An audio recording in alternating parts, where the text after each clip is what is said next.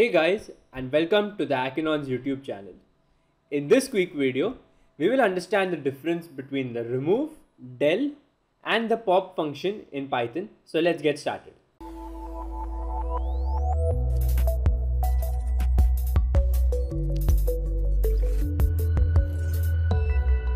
So first let's perform and check how does the remove function work.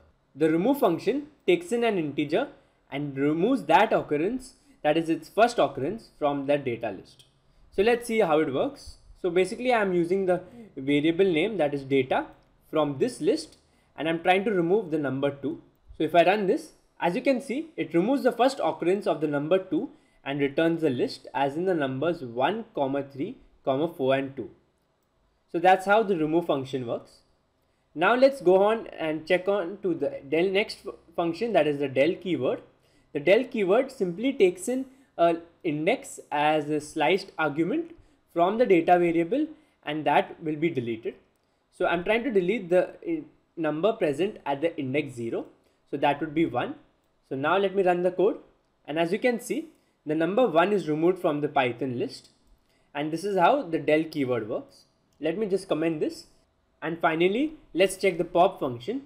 So the pop function again works something like the del keyword, but it has a small additional feature with it.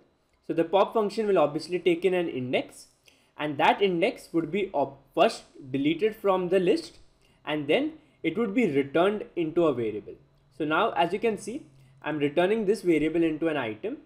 So first let me print the item as well as the data. And if I run this, as you can see, I'm trying to delete the item present at the index 3.